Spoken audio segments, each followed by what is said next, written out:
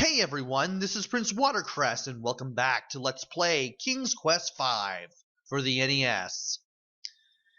In the last episode, we finally made our way deep into Mordack's castle. We're pretty much really deep in there now. We had to take care of a few bad guys, such as some weird blue alien thing, and we had to knock Mordack the cat out of the picture.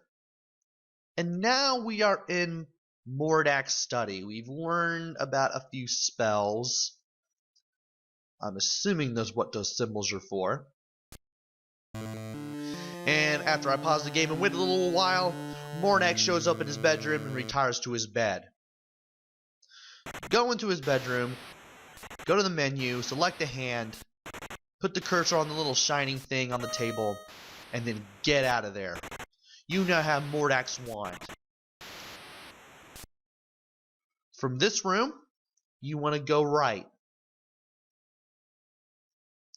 And I accidentally messed up a little bit. But once you go over here, you want to go up the stairs. Once you're here at this cauldron, you want to save your game, just in case. Because in my practice run, I did all the things I needed to do, but then Mordack showed up before I could start the final battle. Because sometimes the game can be cruel like that. Anyway, we want to take the second one all the way on the right there, which is Mordack's wand, the one with little sparkles, and we want to place it on this left tray. Next, we want to go back in the inventory and get Crispin's wand, which finally becomes useful here. In the PC version, the game was used to cast spells that would get past the copyright protection on the PC version, but here you just use it for this one thing that we're about to do. Once you have the wand Crispin gave you on the right tray, go to the inventory, select the cheese that you got out of the cell, and place it in the cauldron. You'll get this nifty animation where the power from Mordack's wand gets transferred into Crispin's.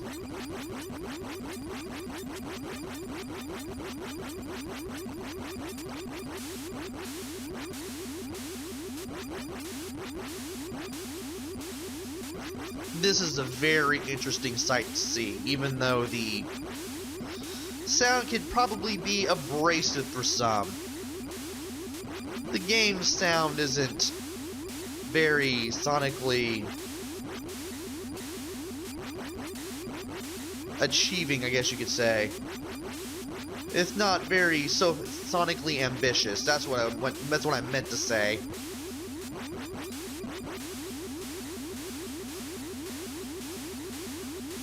That's the word I was looking for, ambitious. But the power has almost been transferred fully into Crispin's wand. Mordack's wand barely glows now, and once I hit that message, I basically just hit A and then select as fast as possible, and then use the hand to collect Crispin's wand. The movement King Graham makes after you grab Crispin's wand back off the right tray, it is automatic. You automatically go down these stairs and you go over here. And as King Graham tries to turn his castle and family back to normal, even though he doesn't know how, Mordack shows up. And he tries to kill you. Cedric shows up saying he's got great news from Crispin. If you did not save him at the Island of the Harpies, he wouldn't show up. You would be dead right now. You would have made the game unwinnable if you did not bring Crispin with you off the Island of the Harpies. Anyway, Mordack is peeved that you basically depowered his wand, and he starts a little brawl here. First thing he does is turn into this wyvern. You quickly want to press select as soon as he gets to you, and select Crispin's wand. Use the wand on yourself. There are 4 symbols. You want to hit the one on the lower right first. This turns you into a tiger. If you didn't read the symbols on the book in Mordack's study, you wouldn't have been able to do anything. The lower right icon turns you into a tiger, and you'll be able to fight off the wyvern. But then, Mordack changes himself into a statue, kind of like the one you saw at the entrance. You want to either select the wand from the inventory or select it from the menu. I suggest selecting it from the menu because I keep forgetting you can do that, and use the wand on yourself. You now want to select the upper right icon, which changes you into a rabbit. This allows you to dodge the fireballs that Manannan's dragon statue form shoots out. It's a dragon of some sort, but it looks a lot like the statues we saw when we first approached Mordack's castle. You'll eventually get tired out, and Mordack has another trick up his sleeve. This time around, he changes into a snake. Kind of like the one you saw at the very beginning of the adventure. And he tries to kill you. This is where you go back to the wand and use it on yourself. From here, you want to hit the upper left icon. You want to select that one because that allows you to change into a lizard and fight the snake off.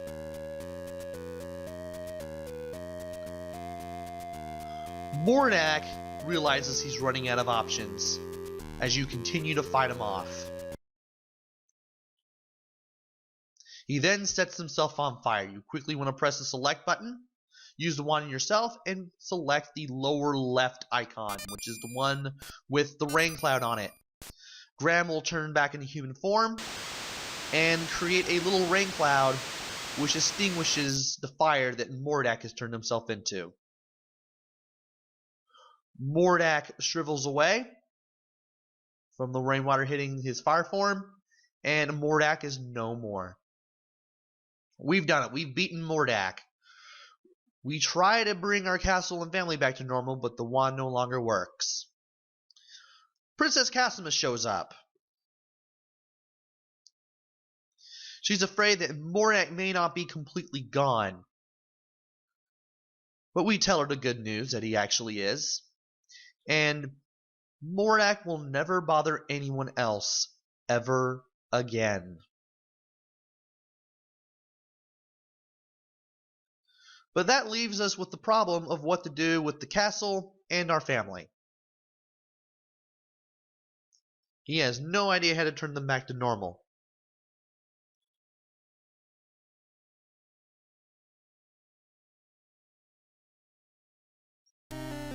Thankfully, Crispin shows up just in time.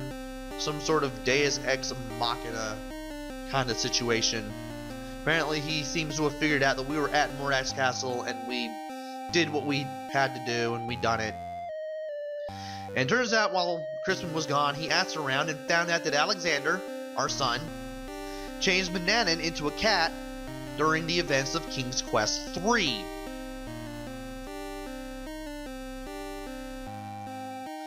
This obviously angered Mordack, who could do nothing about it because Alexander was the only person who was able to change him back, and Alexander had no idea how to change Manannan back from a cat back into a human.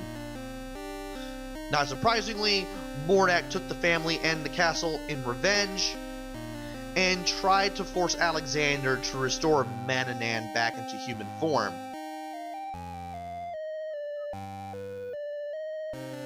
And he found out that the castle and family were miniaturized and imprisoned inside a glass bottle, as you can see.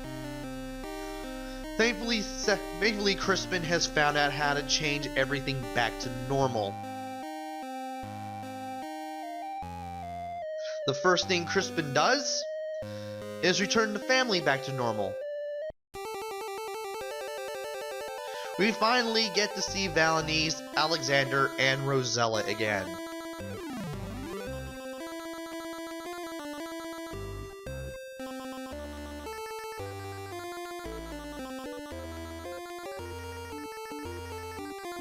King Graham hugs each and every one of them, even though there isn't really much of a animation for them.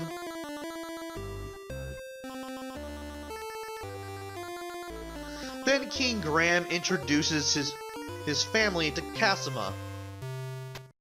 And of course we haven't forgotten about Cassima. She will be returning home as well.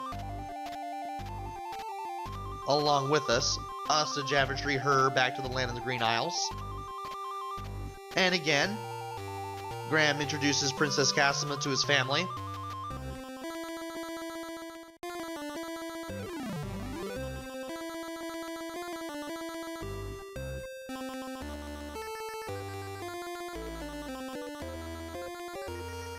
And we hear from... Oh, we don't hear from Alexander yet. That's the next line of bunch of dialogue.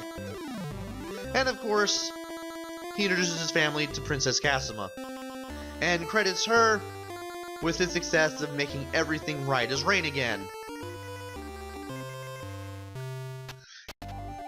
Alexander asks for her permission to travel to the land of the Green Isles to see her. That will basically be the events for King's Quest VI, which was only on PC and the micros, I think. I think it was DOS only at that time, I'm not sure.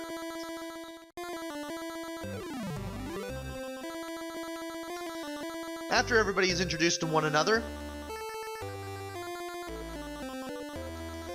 the castle is taken out of the glass bottle and returned to where it was, and in its proper size, which means that's all that there's left to do is to take everyone home. The royal family of Daventry back to Daventry, and Princess Cassima back to her home in the land of the Green Isles.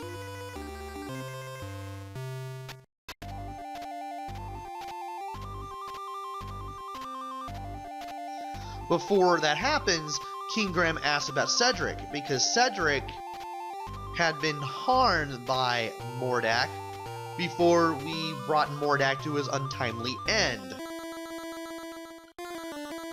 Crispin looks around for Cedric and finds out he's there on the floor.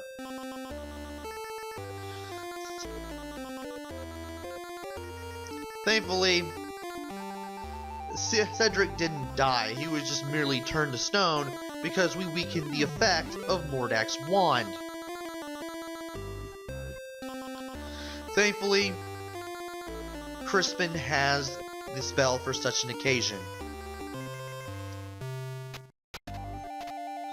But just like in the beginning, we know he's a bit forgetful, and they touch on that here as well.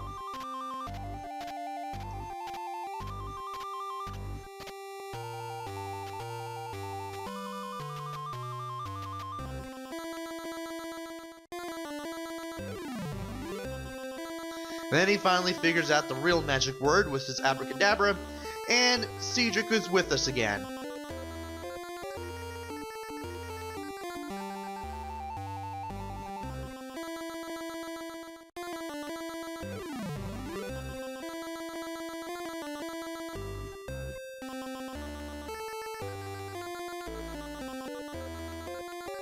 So now that everyone's back to normal, it's time for everyone to head back home.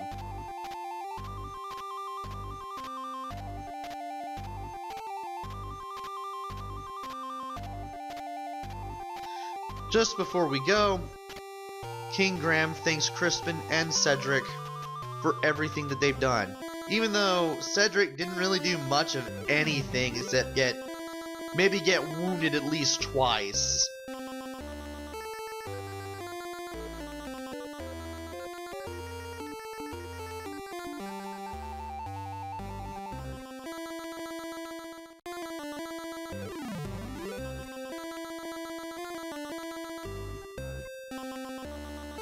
And with this, we finally get teleported back home.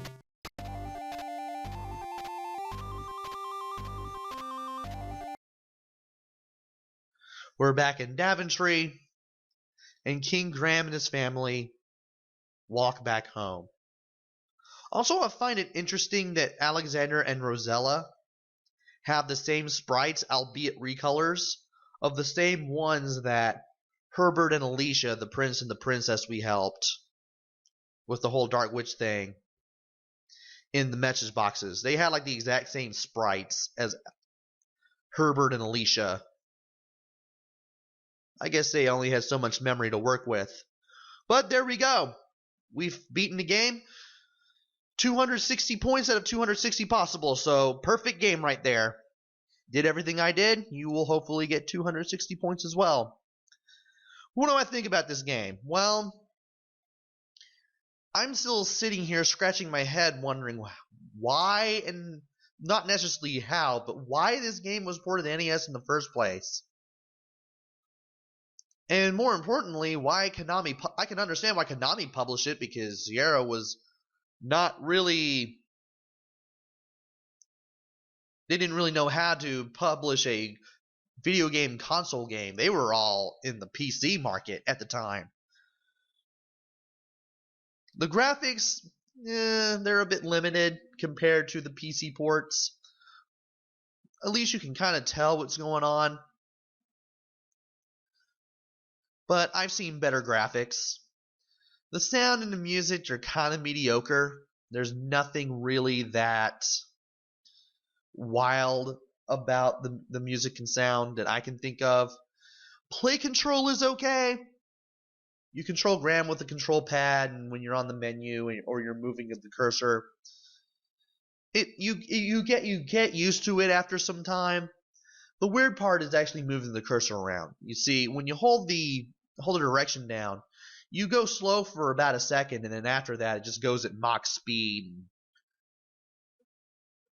You're pretty much forced to tap the button to actually get more accuracy on where it is you want the cursor to go, which is kind of hard to do sometimes with things such as throwing the boot at the cat, or throwing the peas at the blue alien thing, or getting certain items such as the gold coin and the silver coin, or Mordack's wand on the bedside table.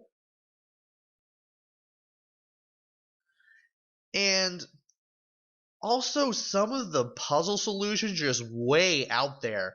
Like, I've seen walkthroughs for the first 4 games, and like a lot is based on old fairy tales like Brothers Grimm, Mother Goose, all that stuff. And the puzzles and the solutions themselves make sense, but here it's like there's so many ways to make the game unwinnable. You really have to go through trial and error to figure out how everything's done. It's easy to miss an item. I could have missed, like, say, even the iron bar on the beach or something, or may have accidentally eaten the custard pie. I mean, how are you supposed to know you're supposed to use that on the Yeti? And it's easy to miss stuff, too. Like, in my practice run, I accidentally missed the eagle that I was supposed to feed so that he could save me later. Thankfully, I remembered to do it when I recorded the game footage for real. And you could tell just from, like, the really insane, I wouldn't say insane, but like really out there puzzle solutions. Really weird ways to get past certain parts, that you could tell that Sierra was really running out of ideas. And it's because of that some fans of the series consider that game to be pretty much amongst the worst of the games. Ironically, the 6th game, which wasn't ported to a console, sadly. I would have been okay with the Super Nintendo port myself, but that's just me. That ended up being the best of the series, because the story writing was well done, the puzzles made sense. And of course, thankfully, at least you didn't have to deal with unintentionally bad voice acting with the NES version. Because the PC version of King's Quest V, like the CD-ROM version, actually had voice acting, but it was done by people who worked at Sierra. It wasn't like professionally done voice acting or people who had any idea on how to do it. They weren't really coached on how to voice acting. It was just Sierra employees doing all the voices for King's Quest V. So at least we're saved from a bland-sounding King Graham and a really annoying-sounding Cedric the Owl. King's Quest VI would have Robbie Benson playing Prince Alexander, but that's another story entirely for another video. So, yeah, this is one of the most obscure titles for NES. Only came out in North America. Never came out in Europe. Definitely didn't come out in Japan. I don't even think Japan even knew about King's Quest, especially with all the graphic adventure style, point-and-click adventure style games that or text parser or any of those kinds of games that they had. I mean, I'm pretty sure they had a lot of them back at the time because they had their own computer consoles too. Because Japan. So games is kind of okay. It can be very frustrating in parts, especially when you're in Mordack's castle and you pretty much feel like you have to be forced to save every other screen because just in case you accidentally take too much time or because luck of the draw, Mordack's going to get you. I mean, Mordack got me while I was doing the whole wand power transfer thing right before I was able to grab the wand. Able to grab Crispin's wand and start the final battle. Thankfully, I had saved at the cauldron so he couldn't pop up a second time. So, this is an okay game. Kind of hard to get through the game, especially through trial and error. Especially with that maze. That maze stopped me from beating the game all those years ago, and now I'm finally able to do it because I took notes long before I did this Let's Play. It's a weird one to have in the library just for the weirdness factor. Just the fact that it was ported over to NES in the first place.